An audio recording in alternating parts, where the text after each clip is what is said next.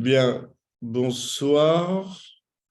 Euh, on va parler ce soir donc des femmes juives et résistantes. Ce qui me perturbe, c'est que je ne vous vois plus. Voilà, je vous vois aussi.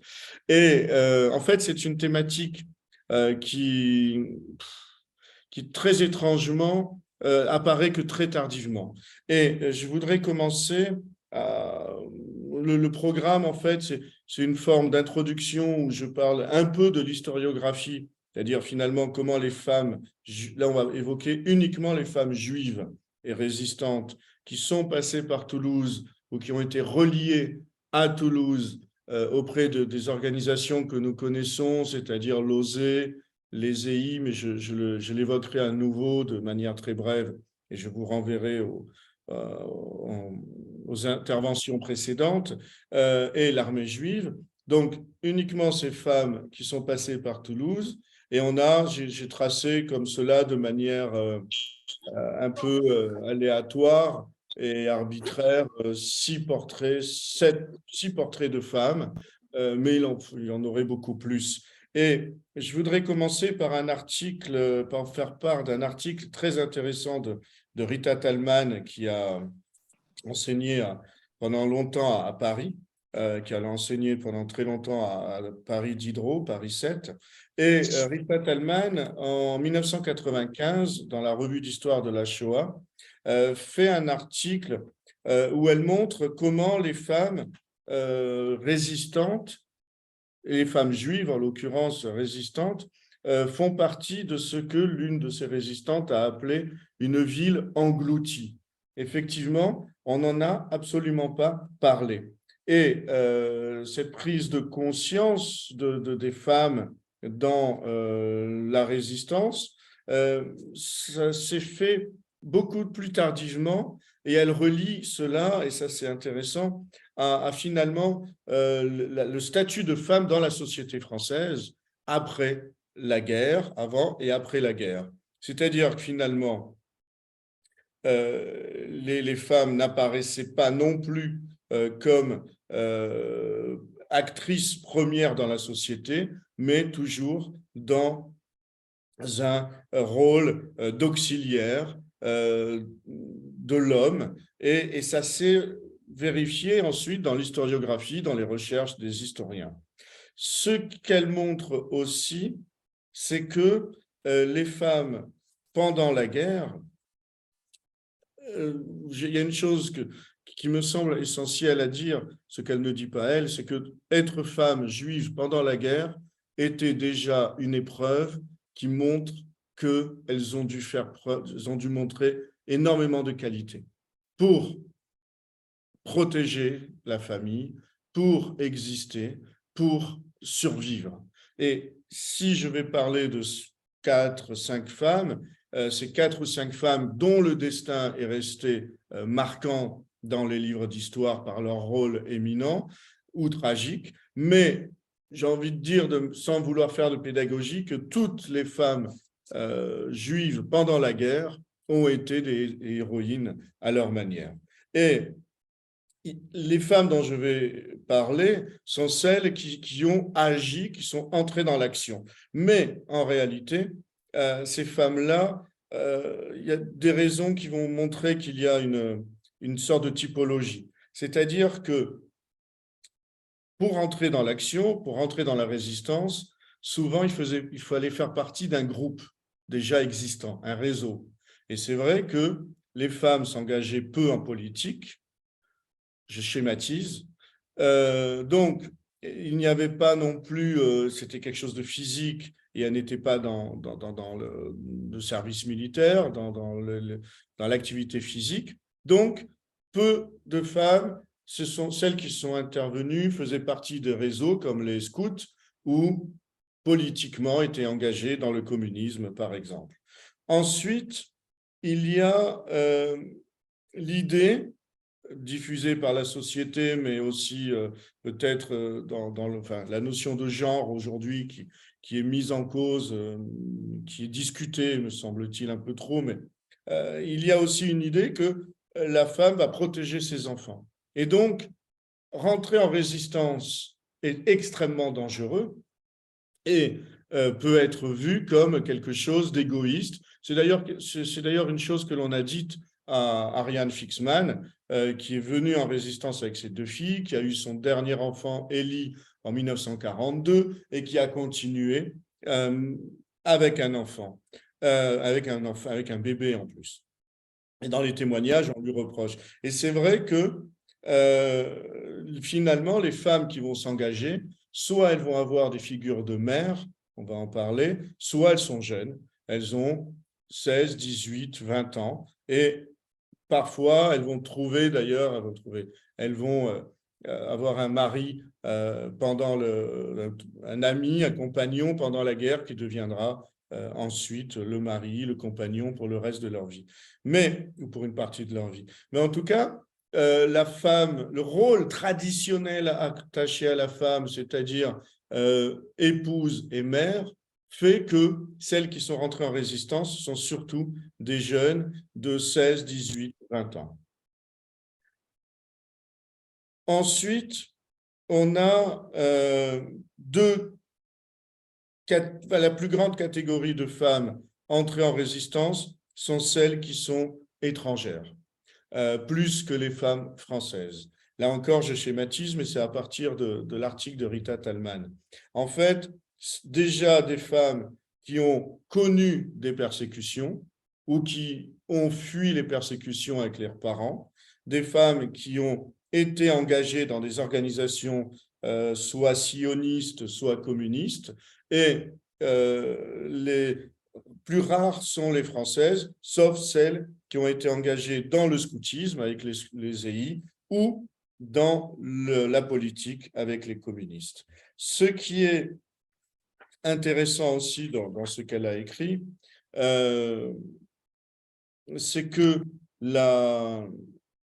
les femmes, elles ont des tâches, on va le voir, elles ont des tâches qui leur sont assignées en général. C'est l'agent de liaison, on va en parler,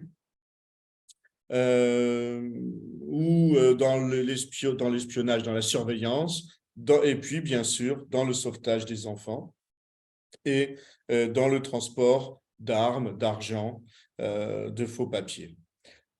On a aussi des femmes qui vont tenir la mitraillette, on va le voir, avec la première qu'on va évoquer, qui est assez méconnue, mais pas de vous, j'en suis sûr. Et puis, celles qui ne tiennent pas la mitraillette, il y en a beaucoup qui ont fabriqué des explosifs aussi dans sa typologie, et puis tout ce qui peut être de l'entraide. Et puis, finalement, elle en vient à la conclusion que le traitement des femmes dans l'historiographie, c'est-à-dire dans l'écriture des livres d'histoire, le traitement des femmes revient au traitement des minorités. Et de la même manière que les communistes ont exigé de franciser tous les noms, eh bien, les noms juifs, pour les minorités ashkénazes en particulier, eh bien, on a le même phénomène avec les femmes qu'on va mettre de côté, qu'on va ignorer parce qu'elles sont minoritaires.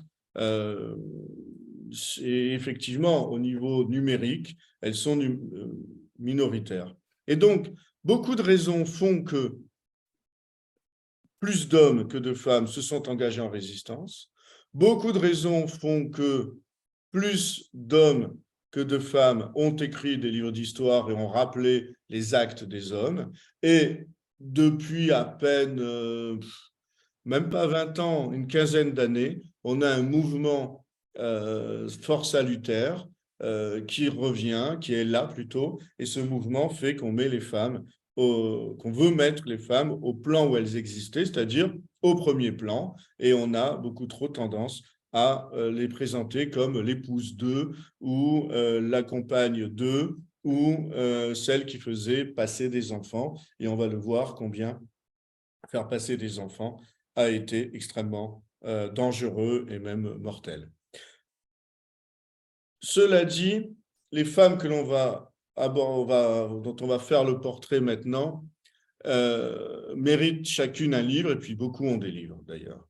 La première dont je voudrais vous parler, en fait, j'ai fait 3 catégories: les combattantes, les figures maternelles et les grandes sœurs. Pour les combattantes, vous connaissez probablement Catherine Varlin. Si vous ne la connaissez pas, je parle tout le temps d'Ariane Fixman et on va en parler. Mais, parce qu'Ariane Fixman a un destin extraordinaire, Catherine Varlin aussi est beaucoup plus proche de nous finalement. Alors, Catherine Varlin, qui est-elle? Son vrai nom, c'est Edith Aitin. Edith Aitin vient d'une famille de juifs laïcs russes.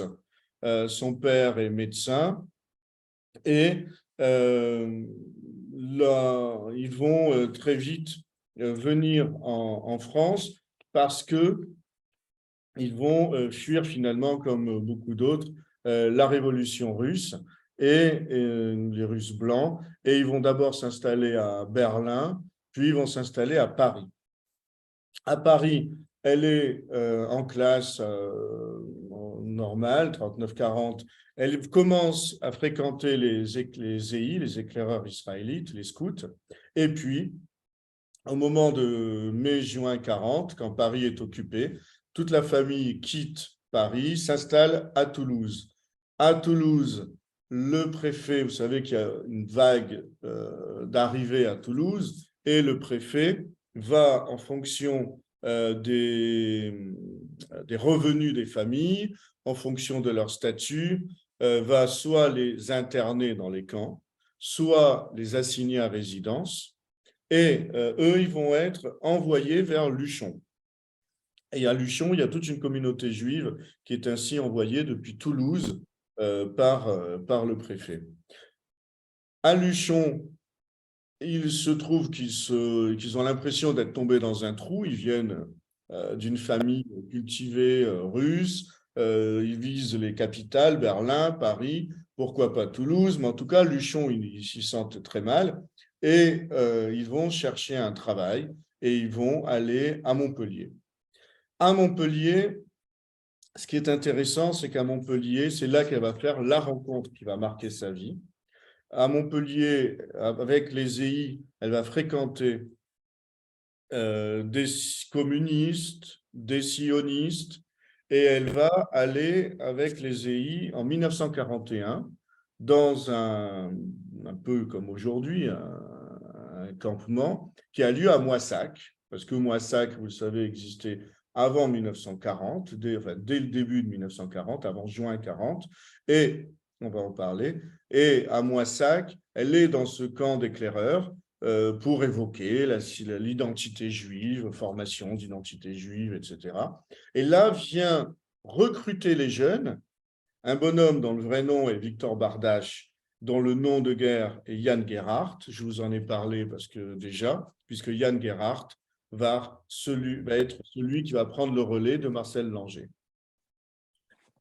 après l'exécution de Marcel Langer à la 35e brigade et des FTP Moy. Et Yann Gerhardt va repérer cette jeune fille. Ils vont devenir, d'ailleurs, pour la petite histoire, ils vont devenir amants pendant le temps de la guerre. Ensuite, il part en Pologne pour normaliser la Pologne au nom du stalinisme, et elle reste en France. Et elle va donc intégrer les FTP Moy, et elle va intégrer la 35e brigade. Dans la 35e brigade, elle a un parcours, j'ai dit que c'était des guerrières, c'est une combattante complète. Complète, c'est-à-dire qu'elle va participer à des actions, elle va participer à la récupération d'explosifs, ça va, mais par exemple la destruction de grues sur le canal du Midi, en 1943, l'attaque de garages allemands au boulevard Lascrosse, en 1943, l'attaque contre un poste allemand à Toulouse. En 1943, toujours, attaque de la centrale électrique de Portet-sur-Garonne. Alors, d'où on a ces infos? On a 2 sources extraordinaires. La première source, c'est Yann Gerhardt lui-même qui tenait des archives et qui a laissé une grande partie de ses archives. Et la deuxième, c'est le commissaire qui avait arrêté Marcel Langer, ou Mendel Langer, et qui a continué son enquête durant toute la guerre, pendant toute la présence allemande, jusqu'à l'arrestation, le coup de filet qui a arrêté une bonne dizaine de membres de la 35e brigade. Et lui, il fait à la fois des portraits et il relaie à chaque fois les actions commises jusqu'au moment de l'arrestation. Elle n'est pas arrêtée. Elle va, après ses actions, où elle devient Catherine Varlin, après ses actions, on va l'envoyer sur un autre front. Et là aussi, c'est assez étonnant. On va l'envoyer vers de Grenoble.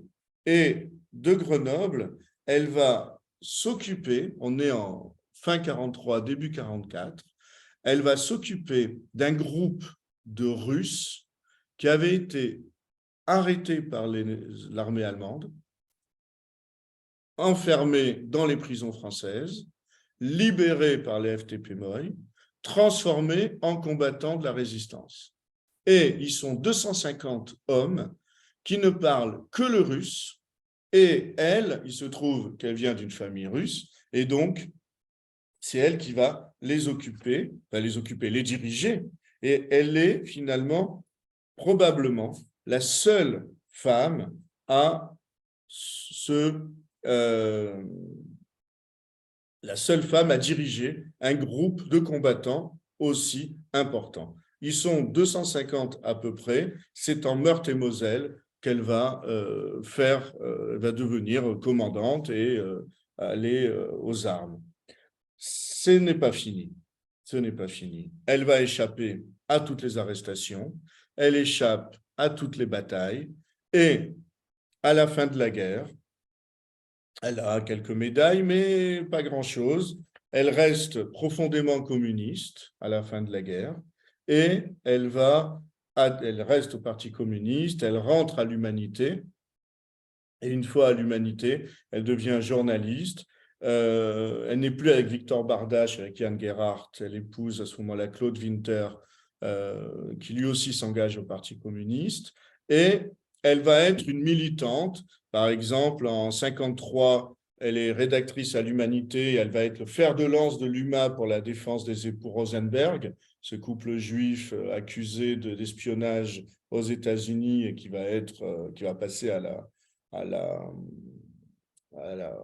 la chaise électrique. Elle va écrire beaucoup dans l'UMA. Et puis en 1956, elle va vivre le traumatisme qu'ont vécu d'autres communistes, c'est-à-dire l'invasion de la Hongrie. Et petit à petit, elle va se détacher du communisme, en tout cas de l'UMA, et du communisme tel qu'il a existé pendant la guerre et après-guerre. Et elle va écrire un recueil de poèmes qui va être édité par Aragon, évidemment. Et puis, elle change complètement de carrière, et c'est pas fini. Je ne l'ai pas lu, ce livre, il est sorti l'année dernière, ce livre de Claude Collin, mais quand je pourrai, je le lirai, parce qu'elle change complètement de carrière, elle devient productrice de cinéma, et elle va produire des films d'Alain Resnais, d'Yves Boisset, de Chris Marker. Elle va produire un film collectif contre la guerre du Vietnam. Et parmi les réalisateurs, il y a un petit jeune que personne ne connaît qui s'appelle Jean-Luc Godard. Donc, elle va être dans le monde du cinéma, et elle va aussi s'investir avec Gisèle Halimi et d'autres. Elle va signer le manifeste des 343 salopes, vous savez, ce groupe de femmes qui réclament le droit à l'avortement. Elle a une vie d'engagement, comme beaucoup de résistantes. Elle a une vie d'engagement durant toute sa vie, et elle va mourir à Paris en 2004. L'année de naissance, je ne l'ai pas donnée, mais je l'oublie toujours parce qu'elle est née en 1925. À Paris aussi. Et elle a écrit ses mémoires, et dans ses mémoires, elle dit que le Parti communiste l'a toujours empêché d'abord d'avoir un poste de commandement, un poste de direction au Parti communiste, et l'a ensuite empêché de se mettre en avant. Et elle dit, ils m'en ont empêché parce que j'étais femme et parce que j'étais juive. Et donc, on voit combien son identité juive va la marquer, elle va rester avec cette identité.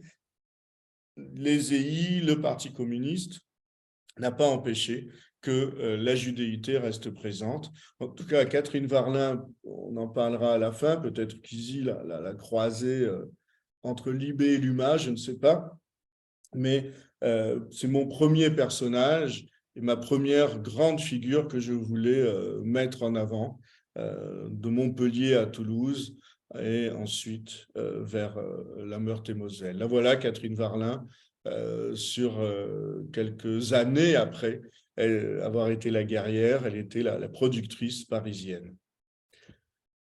La deuxième, alors je vous en parle, je ne vais pas y rester longtemps, mais je voudrais surtout évoquer les nouveautés.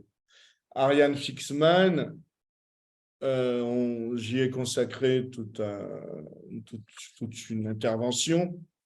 Donc, mais entre-temps, donc pour rappeler, je rappelle quand même brièvement, et ensuite je vous renvoie à la page YouTube d'Hebraïka. Mais Ariane Fixman, donc fille de Scriabine, nièce de Molotov, qui deviendra le ministre des Affaires étrangères de Staline, mais dans une famille avec Scriabine de Russes blancs. Elle quitte la Russie avec sa famille en 1900, au moment de la Révolution russe, entre 1917 et 1919. Ils vont à Paris, ils fréquentent les milieux russes. D'ailleurs, dans ces milieux russes, il y a la famille de Catherine Varlin. Et dans ce milieu russe, elle rencontre plusieurs hommes avec qui elle va se marier. Et le troisième époux, c'est l'homme que vous avez à côté, et que vous avez aussi au milieu, David Knut, qui est lui un poète sioniste russe de langue française. Elle a écrit des poèmes en russe et on ne les a pas encore retrouvés. Et il va l'initier au sionisme, elle va l'initier au judaïsme, elle va se convertir, elle va devenir toute sa vie une femme très engagée dans la cacheroute. Elle obligeait les membres de l'armée juive qui étaient autour d'elle à faire les seder de Pessah, à faire Kippour, à manger kasher, et ça les énervait, mais bon, ils faisaient quand même. Et Ariane Fixman, vous connaissez, alors elle a fait agent de liaison, elle a transporté des armes, elle a transporté de la dynamite, elle a transporté de l'argent qui venait de la Suisse, elle a transporté avec sa fille Betty, elle a transporté des faux papiers. Je voudrais rester un instant sur ce travail d'agent de liaison.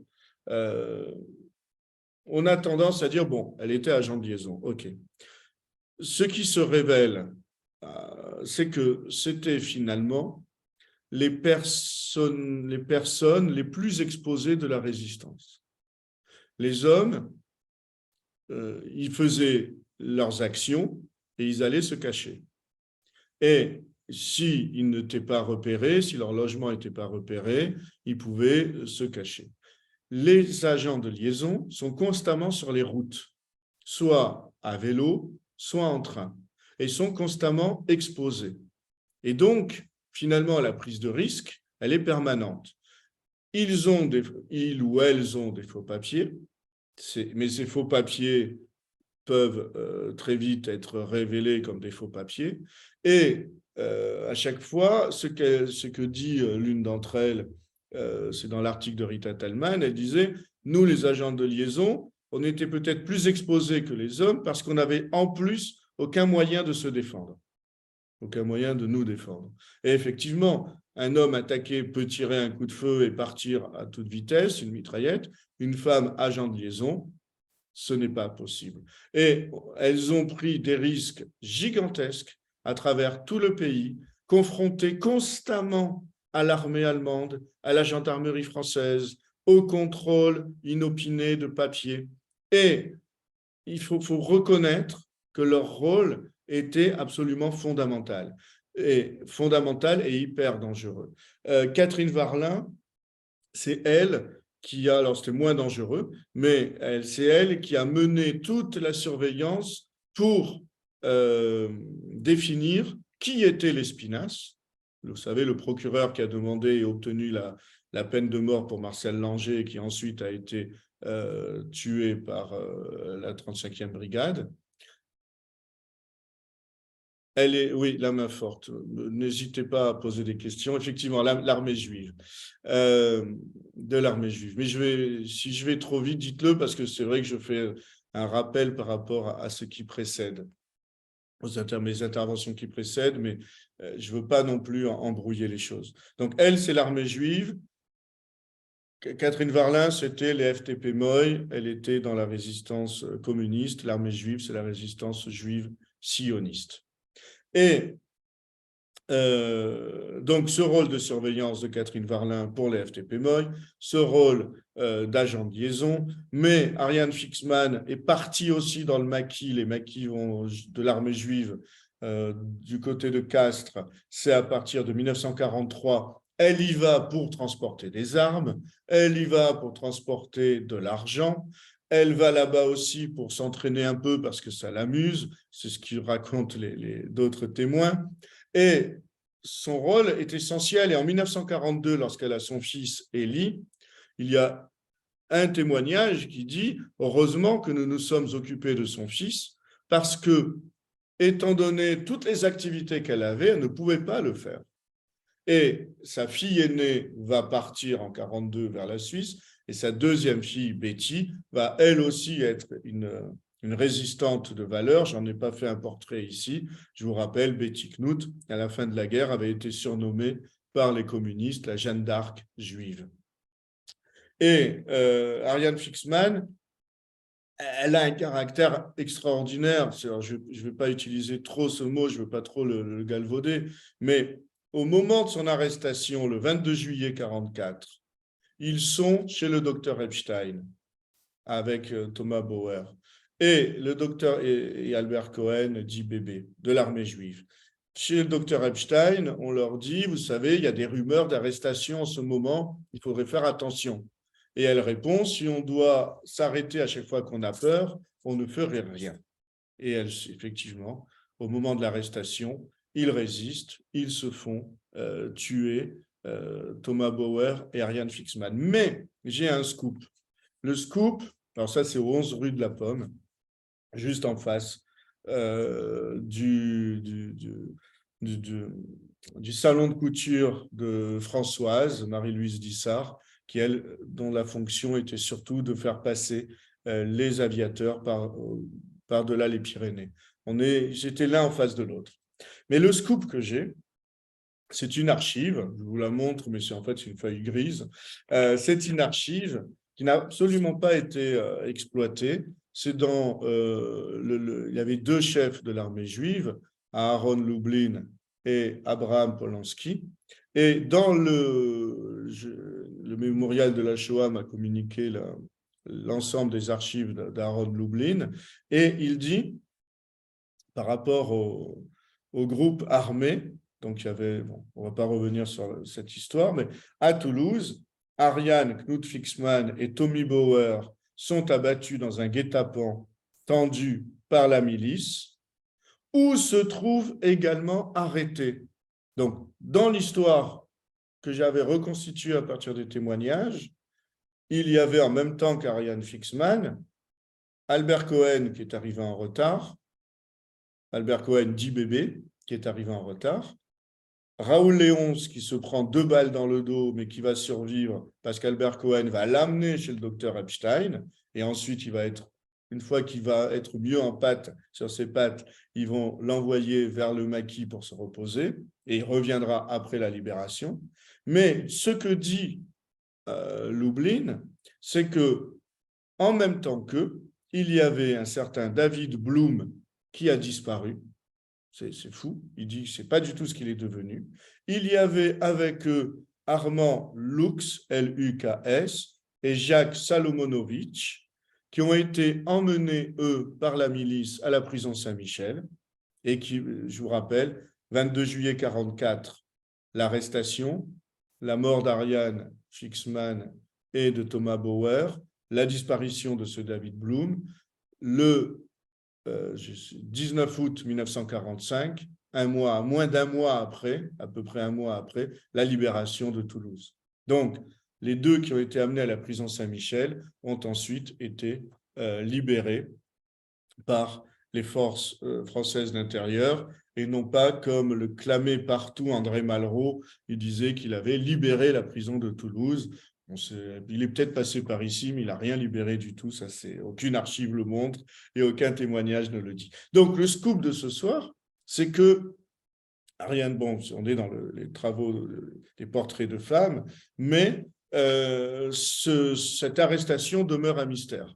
Et cette arrestation demeure un corps à découvrir, à creuser, parce que ce n'est pas fini. Et ce panneau, il rentre juste sur ce pilier, mais c'est vrai que il faudrait rajouter Raoul Léonce qui a été blessé, et ce David Bloom qui a disparu à la suite de cette arrestation. Est-ce qu'il a été torturé à la prison Saint-Michel, livré tout de suite aux Allemands et assassiné? On n'en sait rien. Tous les corps qui ont été retrouvés après la guerre n'ont pas été identifiés. Donc, peut-être est-il dans un des charniers faits par les Allemands à proximité de Toulouse. On a les combattantes. Ariane Fixman, je l'ai mise dans les combattantes parce que elle a fait tout ce qui était faisable au sein de la résistance et elle est morte, elle était revenue du maquis, elle avait une arme avec elle, elle est morte les armes à la main. Les figures, autres figures de femmes résistantes, c'est des figures peut-être pas un peu plus connues, mais disons plus traditionnelles, mais encore une fois, on n'a rien de traditionnel, on a à chaque fois des femmes qui sont sorties du cadre. Celles que je voudrais aborder maintenant, ce sont les figures maternelles. Et on a deux, alors, on a au moins deux, mais c'est celles qui reviennent tout le temps dans tous les témoignages quand il s'agit de sauvetage des enfants. Je veux évoquer Chata Simon, qui a créé la maison de Moissac et qui est resté à Moissac jusqu'à la disparition, jusqu'à la dissolution, parce que ça devenait très dangereux, et André Salomon. Chata Simon, c'est le nom de son mari, Bouli, enfin on la surnomme Bouli, est née en Roumanie, elle s'appelle Charlotte Hirsch, et elle va très vite intégrer les EI, et très rapidement, on confie à ce couple, qui est un couple d'éducateurs, on leur confie la première maison des EI. Ils vont choisir Moissac avec Gamzon, parce que Moissac est dans un endroit un peu reculé, dans le Tarn-et-Garonne. C'est un endroit qui est près de voies de circulation, donc on peut quand même s'enfuir. Près de la nature, on peut aller se cacher. Et puis, il y a un accueil très favorable. On connaît tous Chambon-sur-Lignon, parce que c'est un village qui a sauvé des Juifs, mais tous les habitants de Moissac savaient ce qu'il se passait, parce qu'il y avait, en tout, il y a eu près de 500, entre 400 et 500 enfants qui sont passés par là. Ils ont d'abord eu un moulin, puis ils ont occupé plusieurs maisons, plusieurs au bord d'un quai, ou sur un quai, et donc les villageois n'étaient pas dupes, et ils savaient très bien qu'il y avait des Juifs qui étaient cachés là. Mais ils savaient aussi, ceux qui le savaient aussi, c'est la police. Et la police qui va changer en 42, donc la maison de Moissac, c'est début 40, en 42. Et là, il y a un policier qui va être beaucoup moins sympa avec eux et qui va les menacer de les arrêter. Et c'est pour ça aussi que la personnalité de Chata Simon est très importante et très intéressante. Elle est intéressante parce que c'est une éducatrice. C'était vraiment une figure maternelle. Tous les enfants qui sont passés par Moissac en gardent un souvenir presque merveilleux, alors que les parents ont disparu, ont été déportés, on ne sait pas où ils sont, mais par une éducation, par une instruction, par des activités permanentes. Ils ont été, Chata et Boully-Simon, très novateurs au niveau pédagogique et ils ont réussi à presque faire oublier la guerre. Ils ont aussi maintenu une vie juive, Shabbat, les fêtes. Manger kasher, c'est autre chose, c'est beaucoup plus compliqué, mais Shabbat et les fêtes. Et à la fin de la guerre, quand, à la fin de la guerre, ils ont demandé à tous les enfants de Moissac de revenir à Moissac. Et ils sont tous revenus, après avoir été cachés par le réseau Garel, ils sont tous revenus. Et ils sont tous revenus pour Chata et Boully-Simon. Et j'en parle énormément dans mon livre, donc, qui est sorti aujourd'hui, parce que dans ce livre, j'évoque un témoignage, inédit. Par exemple, le commissaire qui va convoquer fin 41, il convoque le couple. Qui est-ce qui y va? C'est elle, la femme forte. Elle y va et le policier lui dit: j'ai été hier dans votre quartier, j'ai tout compris. D'abord, il faut que je vous dise que je suis antisémite, ami de Tarquier de Pellepoix, natif de Cahors, et je tiens à vous dire que quand je recevrai des ordres contre vous, eh bien, je les appliquerai. Et le jour où je devrai vous arrêter, je prendrai un détachement de gendarmes pour barrer les rues, car j'ai été hier chez vous et j'ai très bien compris ce qui se passe là-bas avec les doubles issues. On est en 41, fin 41, on n'est même pas dans les rafles de l'été 42. Et ils vont continuer parce que c'est pour l'instant, c'est que ça reste quand même, ils ont quand même des complicités dans le village qui les avertit. Mais ça va se compliquer dans la mesure où, en 43, on a les rafles qui avancent, qui continuent à avancer. Et là, c'est la dissolution. Et c'est une histoire parallèle, grâce au réseau Garel, tous les enfants de Moissac vont être dispersés grâce à l'aide de réseaux de Saliège, de l'archevêque de Toulouse. Les enfants de Moissac vont être dispersés. Et après la guerre, que deviennent Chata et Boully-Simon? Eh bien, ils continuent, tout simplement. Ils continuent avec les maisons de Lauzet, ils vont diriger dans l'Oise une maison d'enfants qui appartient toujours à l'œuvre Secours aux enfants et elle a été financée par Rothschild. Donc, et à chaque fois, alors, pardon, j'ai oublié la photo. Voilà. Donc, à chaque fois, regardez, là, c'est Chata et Boully, Simon. Là, c'est Shimon Peres qui est venu. Il ne peut pas leur remettre la médaille des justes puisqu'ils sont juifs, mais ils sont ô combien justes. Et puis, en haut à droite, voilà, on a cette femme roumaine avec ce côté populaire. Et beaucoup racontent qu'elle avait d'abord un accent très prononcé, mais un super caractère. Très peu de monde lui résistait et elle arrivait à convaincre aussi bien les villageois que les autorités qu'il fallait prendre soin des enfants, sauver les enfants, et c'est elle vraiment qui tenait la maison sur ses épaules. Chata Simon, voilà, mérite d'être reconnue, connue et reconnue. Avec elle, j'ai choisi 3 âges de la vie, ou presque. André Salomon. Tous les enfants qui sont passés par André Salomon, là, en parlent comme d'une figure maternelle. André Salomon, c'est elle. Alors, Chata Simon, elle est restée à Moissac. Grâce à elle, des centaines d'enfants, entre 400 et 500 enfants ont été sauvés. Elle est restée à Moissac. André Salomon, elle a pris des risques incommensurables.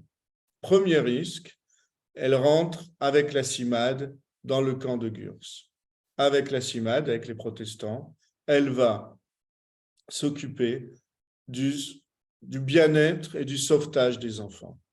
Elle va s'occuper de faire en sorte que des enfants puissent sortir du camp de Gurs, puis du camp de Rivesaltes, de manière plus ou moins légale pour échapper aux déportations. Elle va faire comme les femmes de la Chimade, Madeleine, je retrouverai son nom, elle va dormir sur place. Elle va dormir sur place. Mais n'oublions pas, elle est juive. Et à partir de 1942, à partir du moment où les nazis ont décrété ce qu'ils appellent la solution finale, je dis bien ce qu'ils appellent, parce que si c'est une solution, c'est parce qu'il y a un problème, le problème juif. Or, il n'y a pas de problème juif, il y a une identité juive qui est là. Et à partir de la solution finale, tout juif est un condamné à mort en sursis. Qu'importe, elle est au camp de Rivesaltes, elle va embêter les officiers, elle va essayer sans arrêt de sortir les enfants. Et dans un témoignage inédit, je voudrais vous lire des passages d'un témoignage inédit d'André Salomon, que j'ai mis aussi dans mon livre, c'est-à-dire comment elle a finalement travaillé pendant cette période.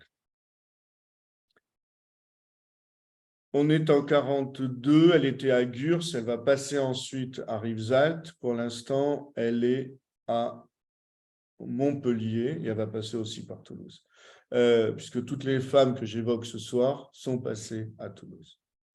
Nous avons fonctionné à Montpellier aussi bien pour les maisons d'enfants que pour les centres sociaux des camps. Ça sonne bizarre, hein, les centres sociaux des camps. La première cause de mortalité dans les camps était la faim. La deuxième était la maladie. Mais ils ont essayé de faire des centres de jeux, de créer des chorales, d'occuper les enfants en particulier.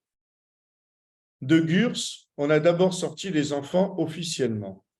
La première autorisation préfectorale de sortie d'enfants est venue de Gurs. Cela a été tout à fait officiel et tout à fait légal.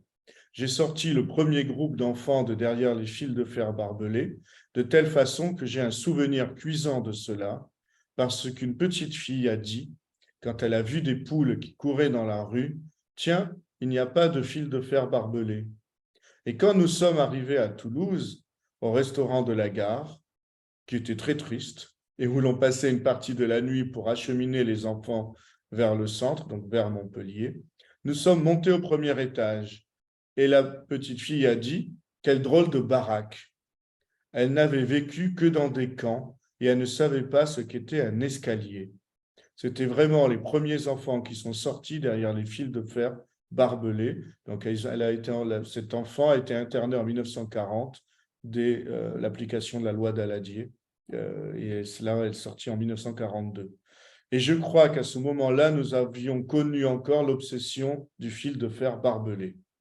Ah, cela, c'était vers 41, en hiver 41. Ces enfants étaient internés, elle précise, depuis la nuit de cristal en 1938.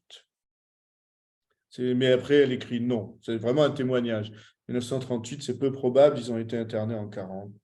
Ah non. Oui, dès 40. C'était des enfants qui étaient passés par la Belgique, etc. Et elle raconte comme ça, ce qui est magnifique, c'est qu'on a à la fois des femmes fortes, mais des femmes de cœur, courage et compatissant. J'étais assistante résidente tantôt à Gurs, tantôt à Rivesaltes. Souvent, nous restions couchés sur les tables de la cuisine parce que nous travaillions tard le soir et que le matin, nous attendions l'arrivée des trains qui amenaient les gens que l'on avait ramassés à la frontière suisse. Ça, c'est le groupe de criblage. On en a déjà parlé. Je vous rappelle comment ça fonctionne. À partir du moment où il y a des internés, il y a des lois en France et on applique les lois. Donc, les enfants de moins de 15 ans n'ont pas de papier, on va essayer de les faire sortir. Les personnes qui peuvent prouver qu'elles ont un visa pour partir à l'étranger, on est avant 42, on va essayer de les faire sortir. Les personnes qui disent qu'ils ne sont pas juifs parce qu'ils ne correspondent pas exactement au quart de sang du grand-père, on va essayer de les sortir. Et si tout ça ne fonctionne pas, on va fabriquer des faux papiers. Elle, de Gurs, elle est passée à Rivesaltes. À partir du moment où le camp de Gurs a été supprimé. Rivesaltes est resté le seul camp en zone sud. C'est faux, mais c'était comme Klarsfeld l'a dit, le Drancy du Sud. C'était à la fois un centre de triage et de déportation. Tous les matins, les trains venant de Suisse ramenaient les gens qui avaient été pris à la frontière, que les Suisses avaient refoulés ou que les patrouilles allemandes avaient pris avant qu'ils n'atteignent la frontière. Les patrouilles les mettaient dans les trains et les amenaient dans les camps. Tout ce que nous arrivions à obtenir, c'est que cela devienne des dossiers individuels pour gagner du temps, pour leur permettre de se ressaisir, de s'évader. Parce que ces personnes qui arrivaient de Suisse, c'était les premières personnes que l'on mettait sur les listes de déportation du jour, et ainsi de suite. Et elle raconte une scène assez, alors on peut continuer, mais on a encore d'autres portraits. Elle raconte une scène absolument terrible.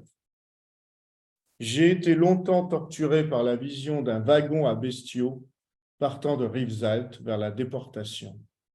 Une femme me tendait ses 2 enfants en me criant « Prenez-les, prenez-les !» Et c'était impossible.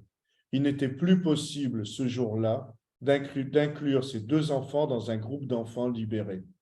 D'habitude, nous pouvions libérer des enfants par un processus très long, très minutieux, très astucieux, ce fameux groupe de criblage. Il fallait préparer des dossiers, inventer des choses, etc. On arrivait ainsi à libérer des enfants jusqu'à 15 ans, c'est-à-dire des enfants qui n'avaient pas besoin de carte d'identité, donc qui n'étaient pas soumis à un contrôle de police, etc. Qu'a-t-elle fait après la guerre, évidemment? Elle va s'occuper encore de centres d'enfants, puis elle va partir tardivement en Israël, où elle a rencontré son époux Toby Salomon en 1931. Ils étaient tous les deux sionistes. Et en Israël, elle part tardivement, donc en 1970.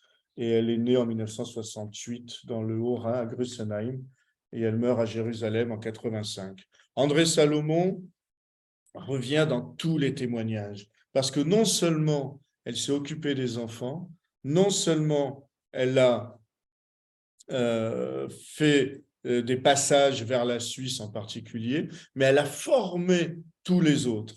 Et elle a formé toutes les jeunes filles dont je vais vous parler maintenant. Après ces figures maternelles, il y a 3 grandes sœurs que je voudrais évoquer. Ça, c'est un ouvrage qu'on peut se procurer très facilement de Cathy Hazan et Georges Well sur André Salomon. Enfin, c'est le témoignage d'André Salomon qui a été réécrit, très facile à se procurer aux éditions Le Manuscrit. Et Gisèle Roman, vous connaissez cette photo, c'est la photo qui a été prise à la Gestapo. Pardon, vous ne connaissez pas cette photo. On connaît la photo où on a la Marcella Hanna en culotte courte. On a Raymond Schmorak sur l'épaule de sa mère. Il y a une autre photo que je rends à César, qui est à César, que Noémie Leroy vient de découvrir dans les archives d'un membre de la FTP Moy, ça me reviendra. Et cette photo, elle est pour l'instant totalement inédite. Voilà, mais on a le droit, parce que sa propriétaire nous laisse le droit de l'exposer. Cette photo, elle est prise devant le bâtiment de la Gestapo, qui est à Toulouse, qui a été vidé, évidemment, à la Libération, et qui est resté vide pendant très longtemps. Qui est Gisèle Roman? Gisèle Roman, c'est ce qu'on appelle une assistante sociale.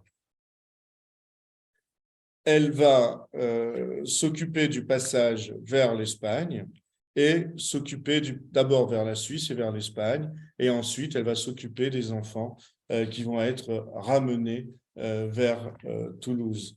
Dans son témoignage, alors Gisèle Roman, elle fait partie de l'armée juive. Donc, je synthétise, on a plusieurs réseaux de sauvetage. Les scouts, qui vont très vite s'associer, les scouts, les EI, les éclaireurs israélites de France, qui vont très vite s'associer à l'OSE, l'heure de secours aux enfants.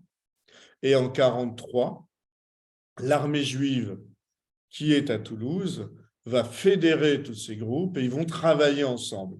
Ce que le général de Gaulle, Jean Moulin, François Verdier n'ont pas réussi à faire, c'est-à-dire fédérer la résistance, l'armée juive va le réussir, pas les communistes, et va fédérer tous les groupes de résistance juive, en tout cas pour la partie, on va dire, jusqu'à Paris, donc j'allais dire pour la zone qu'on a appelée la zone non occupée, mais même jusqu'à Paris, où le groupe franc dépend de Toulouse, et ils sont tous venus de Lyon, de Toulouse, de Paris pour prêter serment.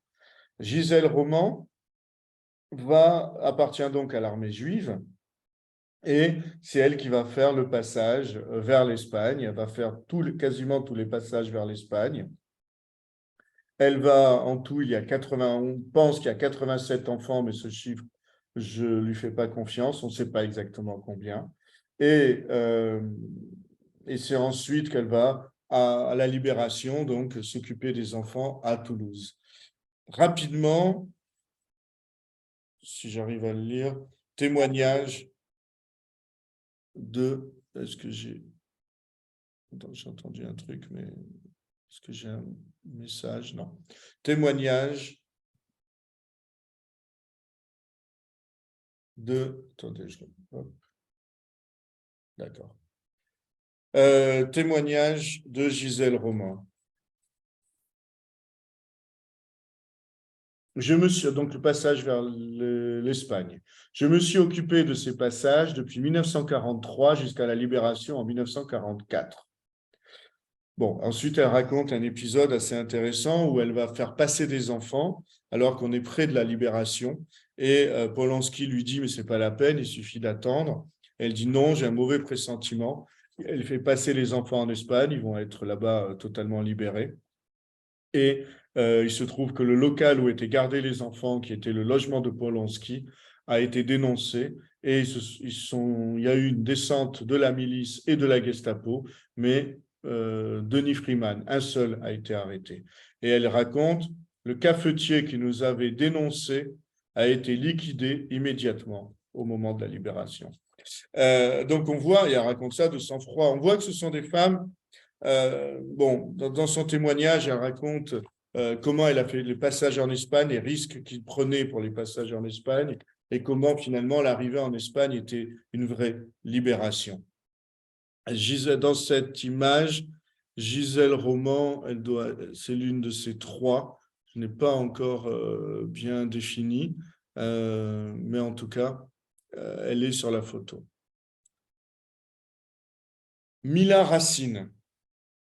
Mila Racine fait partie avec son frère. Eux, ils ont été dans le groupe de l'OSE qui passait vers la Suisse. Avec son frère, avec le mime, enfin celui qui deviendra le mime Marceau et qui va avoir, il y a ses mémoires qui paraissent ce mois-ci, une grande une exposition rétrospective va être faite à la Cinémathèque de Toulouse et on va rendre hommage au réseau de Georges Loinger et des passages en Suisse. On a un frère et une sœur, ils sont russes. C'est Mila Racine et son frère, ce n'est pas pour nous faciliter les choses, Emmanuel, qui va être surnommé, lui, Mola. Donc Mila et Mola. Ce qu'il faut retenir de Mila Racine, c'est que elle aussi, elle va commencer à Luchon. Elle aussi, à Luchon, elle ne se sent pas bien, mais elle va rencontrer l'armée juive. Mais ce n'est pas l'armée juive qui la branche. Ce qui la branche, ce qui l'intéresse, c'est plutôt le sauvetage des enfants, l'aide à l'internement. Et elle va au camp de Gurs. À Gurs, elle va aider à amener de la nourriture. De la nourriture qu'elle fait venir de Luchon d'ailleurs. Et ensuite, c'est le moment tragique, c'est que en 1943, alors qu'elle faisait les passages. Alors cette fois en 1943, c'était l'armée juive, l'OSE et les ZI. Elle est arrêtée. Elle est arrêtée le 21 octobre 1943. Ils sont arrêtés à Saint-Julien-de-Genevois, à 200 mètres de la frontière suisse. 32 enfants. Le plus jeune a quelques mois, le plus âgé a 18 ans. Mais on le faisait croire qu'il avait 16 ans. Ils sont tous incarcérés à Annemasse. Ils sont tous dans un hôtel qui servait de prison. C'était... Oui. Dans un hôtel qui servait de prison. Là, on l'a avec toute sa famille. C'est magnifique. Et à Annemasse, il y a un bonhomme extraordinaire auquel on rend un grand hommage en ce moment. C'est le maire, qui est Defaux, D-E-2-F-A-U-G-T, et qui va sans arrêt tenter de libérer les enfants. Elle va rester 2 mois à Annemasse. On veut la faire sortir, son frère veut la faire sortir, ils ont les moyens de la faire sortir, d'attaquer, parce que c'est un hôtel transformé en prison, mais c'est assez facile. Et ils espèrent la faire sortir, mais elle ne veut pas, parce qu'elle veut rester avec les enfants. Dans la prison, elle écrit une phrase qu'on pourrait écrire sur toutes les plaques. Au lieu de « passant, souviens-toi », elle écrit « garder avec l'espérance toujours le souvenir ». Elle est dans cette prison donc à partir du 21 octobre 1943. Elle écrit à tout le monde. Et le 8 novembre, elle va continuer à écrire. Je cherche, voilà. Ils vont être fin 43, donc novembre, décembre 43. Ils sont transférés, elle et celui qui l'aidait, Roland Epstein, je retrouverai le nom, sont transférés à la prison, oui, Roland Epstein, c'est ça, sont transférés à la prison de Montluc, puis de Drancy. Lui, il est déporté à Dora-Ravensbrück, il survit à la libération. Mila est déportée à Royal-Lieu, donc à Compiègne, ensuite à Ravensbrück. À Ravensbrück, elle s'en rappelle, la compagne de détention de Germaine Tillon, de Denise Vernet, la sœur de Simone Veil, et elle s'en rappelle comme d'une jeune femme extraordinairement pétillante, active, elle va créer une chorale, elle va essayer d'aider tout le monde. Son destin tragique, le 20 mars 1945, elle est assignée à des travaux en extérieur. Il y a à l'extérieur un bombardement britannique et elle est tuée par les Britanniques par un éclat d'obus. Mila Racine. Mila Racine, on a sa photo, on voit, elle a quel âge quand elle meurt, elle a une vingtaine d'années. Elle est née en 1919, elle est morte donc en 1944. Et Mila Racine, quand elle a été arrêtée, une autre jeune femme a pris le relais. Ça aussi, c'est assez fabuleux. Elle est arrêtée, on sait que c'est dangereux. Les Italiens ne sont plus vers la frontière suisse. On sait qu'il n'y a que de la présence allemande. Et on sait que la présence allemande amplifie les arrestations. En plus, les Suisses, ils renvoient quand même les gens. Donc, il faut passer clandestinement. Et on va prendre le relais. Qui va prendre le relais? Une jeune femme, Marianne Cohn, et c'est avec elle que je terminerai mon parcours. Marianne Cohn, il y a un très très bel article, je vous donnerai les références, dans la revue d'histoire de la Shoah de 1997, qu'on trouve facilement sur Internet. Marianne Cohn, pareil, une enfant d'universitaire, comme d'autres, enfant d'universitaire, famille de gauche, russe,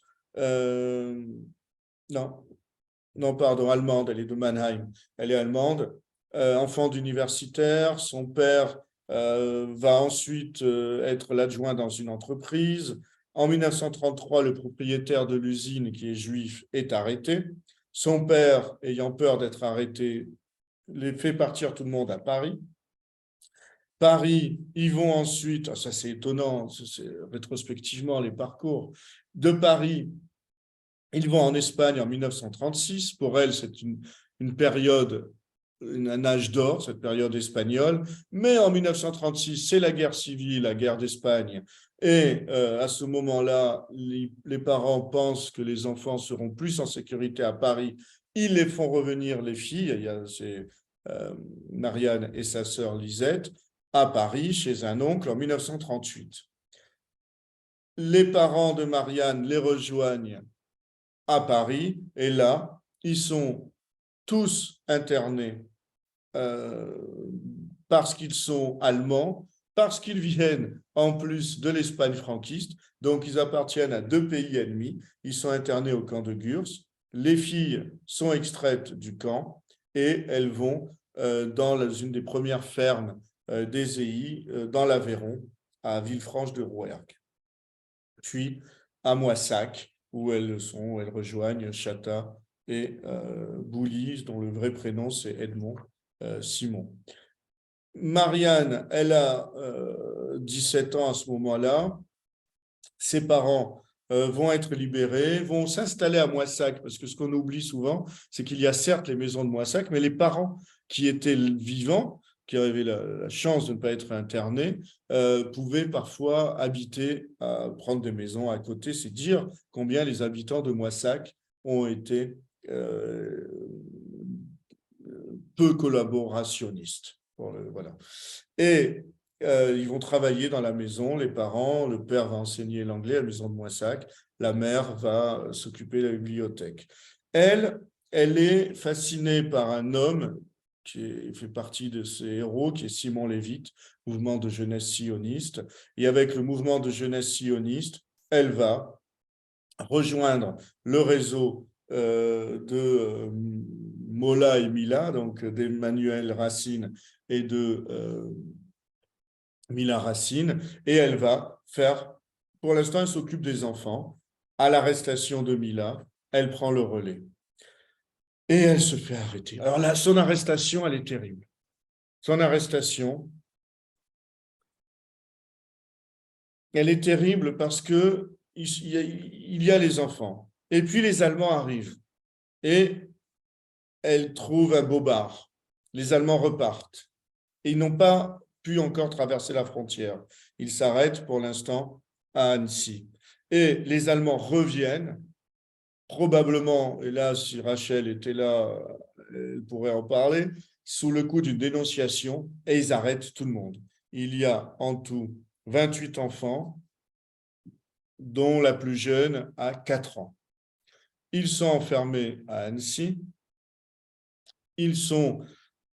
On arrive à faire libérer les plus jeunes. Marianne est torturée. Elle va rester dans sa prison, dans cet hôtel transformé en prison.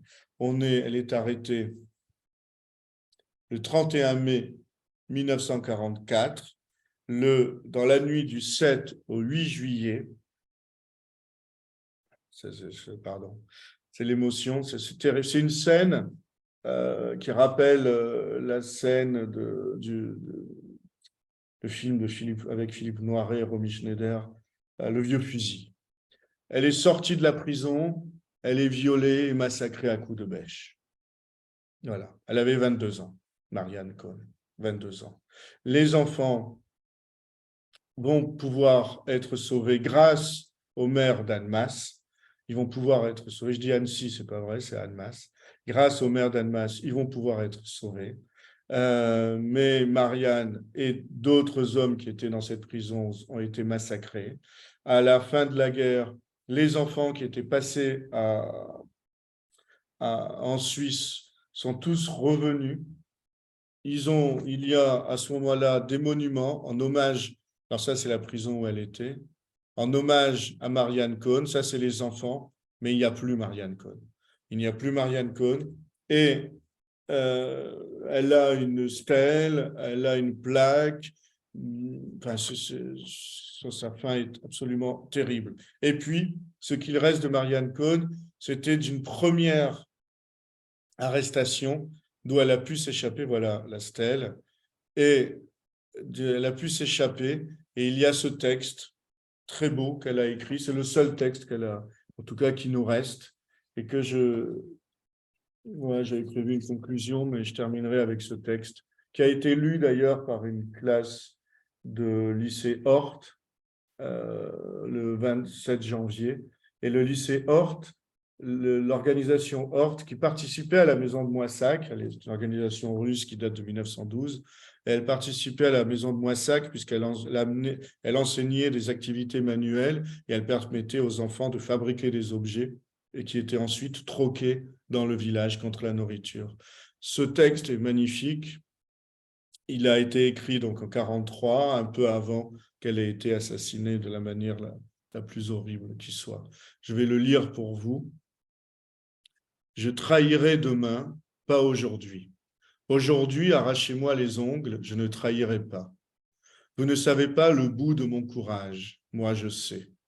Vous êtes 5 mains dures avec des bagues. Vous avez aux pieds des chaussures avec des clous. Je trahirai demain, pas aujourd'hui, demain. Il me faut la nuit pour me résoudre. Il ne me faut pas moins d'une nuit pour renier, pour abjurer, pour trahir, pour renier mes amis, pour abjurer le pain et le vin, pour trahir la vie, pour mourir. Je trahirai demain, pas aujourd'hui. La lime est sous le carreau. La lime n'est pas pour le barreau. La lime n'est pas pour le bourreau. La lime est pour mon poignet. Aujourd'hui, je n'ai rien à dire. Je trahirai demain. Voilà. J'avais prévu une conclusion, mais qu'importe la conclusion. Ouais, ça nous laisse sans voix. Ce courage, enfin, encore une fois, toutes les femmes juives de cette époque ont fait preuve d'un courage extraordinaire pour maintenir les enfants, pour faire en sorte qu'ils soient toujours vivants.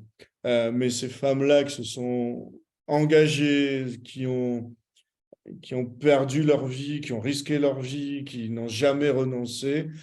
Dans les témoignages, alors peut-être, mais dans les témoignages, je ne retrouve pas de nom de femmes ou de femmes qui disent que celle-ci s'est arrêtée parce qu'elle a eu un enfant.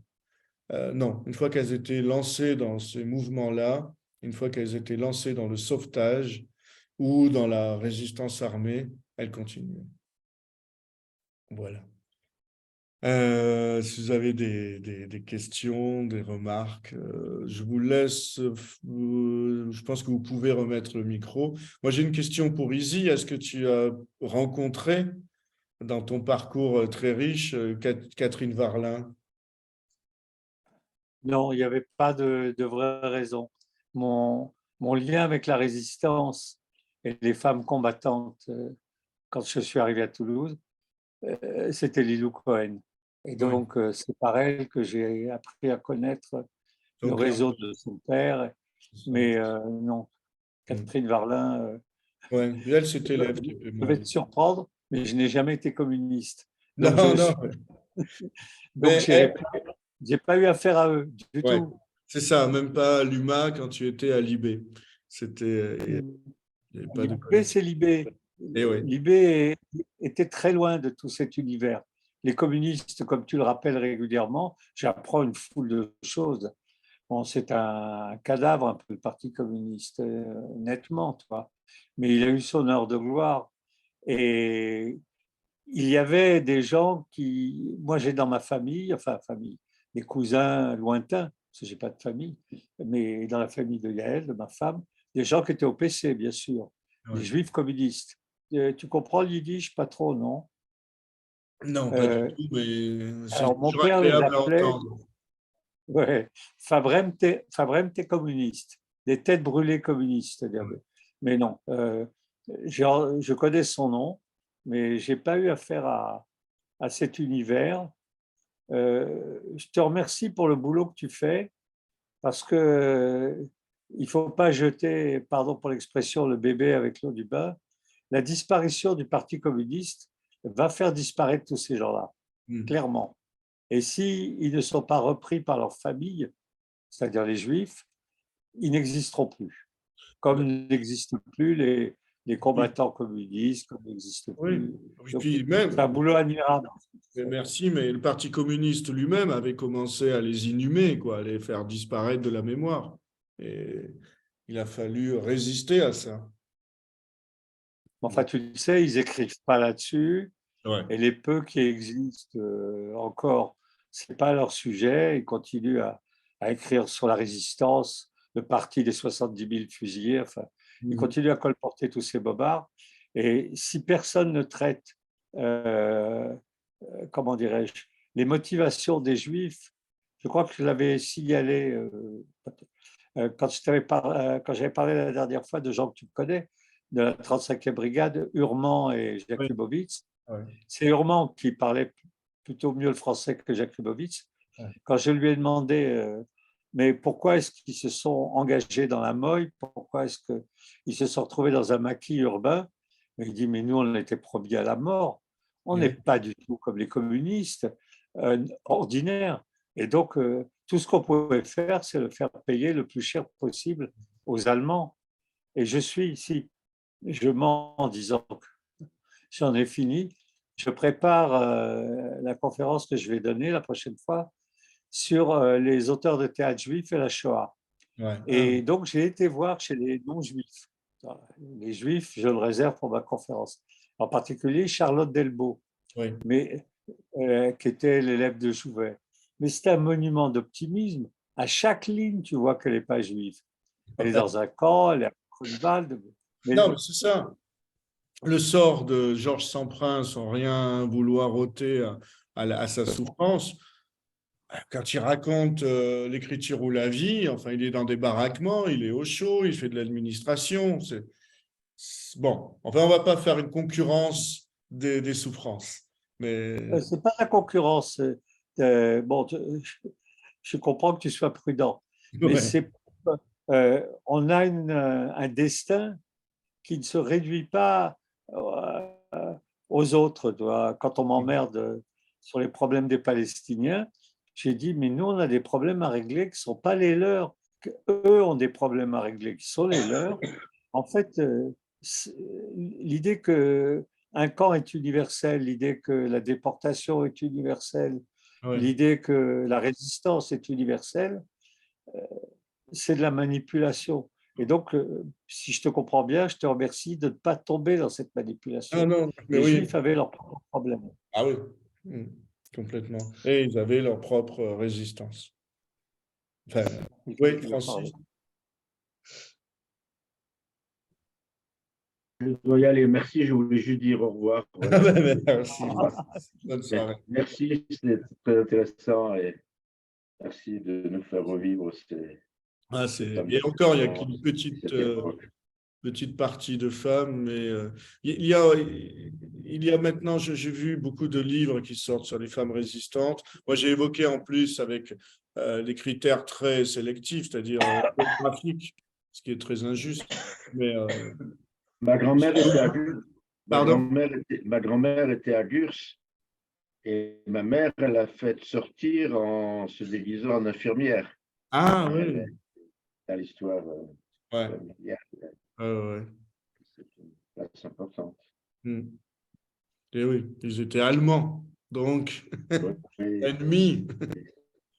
Et ce qu'il y a d'incroyable, c'est que les Allemands ont été déportés à Gurs, les femmes allemandes, en 1941, et qu'elles ont pris le même trajet que ceux qui sont partis d'eux-mêmes. Mes parents se sont retrouvés dans le Midi et ma grand-mère déportée aussi. Ouais. C'est Ah oui, c'est ça. Ceux qui assez venaient se étonnant. réfugier ici et ceux qui venaient qui ont été déportés vers le sud. Ouais. Ouais. Non, c'est pour ça que c'est en fait, l'histoire nationale, les livres d'histoire nationale, je trouve qu'ils sont injustes par rapport à la région qu'on va appeler qui va de Montpellier à Perpignan, parce que c'est une histoire extrêmement riche. En tout cas, pour l'histoire des Juifs de France, certes, il y a autant de Juifs à Paris que dans tout le Sud, mais on a une histoire aussi. J'ai retrouvé les chiffres, là, je ne sais plus, mais c'est exactement le même nombre. Paris seul et tout le Sud. Merci, je dois absolument y aller parce que Bien j'ai sûr. rendez-vous à 8h. Bientôt. À bientôt. Merci à toi. Merci surtout d'être venu, Francis. Est-ce qu'on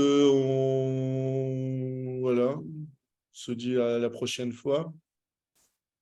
Non, mais merci pour ce boulot parce que euh, si tu ne le fais pas ou si quelques autres mémorials de la Shoah ne le font pas, il n'est pas fait. Il n'est pas fait pas par méchanceté, il n'est pas fait par indifférence, Ouais. voire même stupéfaction. Tu vois, il y a des phrases comme celles qu'il y a dans les pièces de Grimbert, en particulier dans l'atelier. Il y a une des filles qui court, qui n'est pas juive. Et à un moment, elle dit, mais je ne comprends pas, vous et les Allemands, vous êtes très proches. Quand ça se fait que vous vous êtes fâchés? Mais moi, je l'entends encore aujourd'hui. Donc, ce boulot, il faut le faire, quoi. On n'est pas fâchés avec les Allemands. On n'a pas eu le même destin. Après, il y a les femmes qui le font. Beaucoup de femmes historiennes reviennent là-dessus. Et voilà, j'avais prévu de terminer là-dessus. Je ne sais pas qui est cette femme. On a mis une légende un peu vague que nous a indiqué Mémorial de la Shoah, mais je ne la retrouve plus. Mais une couverture, foyer pour enfants juifs, réfugiés. C'est une photo de Moissac, mais ce n'est pas Chata Simon.